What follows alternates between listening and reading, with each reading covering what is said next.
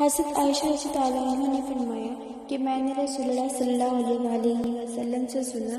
آپ صلی اللہ علیہ وآلہ وسلم فرما رہے تھے کہ دن رات ختم نہ ہوں گے جب تک بتوں کو دوبارہ نہ پوجا جائے گا۔ میں نے کہا، اے اللہ کے رسول، جب اللہ پاک نے یہ آیت یعنی اسی نے اپنا رسول ہدایت اور برحق دین کے ساتھ بھیجا تاکہ اسے دینی پر غالب کر دے، اگرچہ مشرکوں کو برا معلوم ہو، اتاری تھی تو میرا گمان غالب یہی تھا کہ آخر تک دین یوں ہی رہے گا۔ فرمایا، جب تک اللہ پاک کو منظور ہوگا دین اسی حالت پر رہے گا، پھر اللہ پاک ایک پاکیزہ ہوا بھیجے گا، وہ ہر اس شخص کو مار دے گی جس کے دل میں رائے کے دانے کے برابر بھی ایمان رہے گا،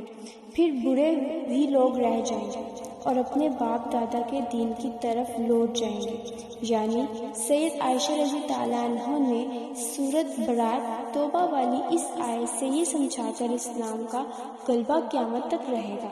آپ صلی اللہ علیہ وآلہ وسلم نے فرمایا کہ غلبہ اس وقت تک رہے گا جب تک اللہ تعالیٰ کو منظور ہوگا، پھر اللہ پاک ایک پاکیزہ ہوا چلائے گا جس سے سب نیک لوگ جن کے دلوں میں تھوڑا سا بھی ایمان ہوگا ختم ہو جائیں گے اور بے دین باقی رہ جائیں گے۔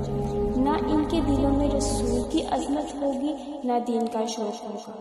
باپ دادا کی رسموں پر لپکیں گے جو جاہل اور مشرک گزرے ہیں، پھر جو مشرکوں کی راہ اختیار کرے گا مشرک ہی ہوگا۔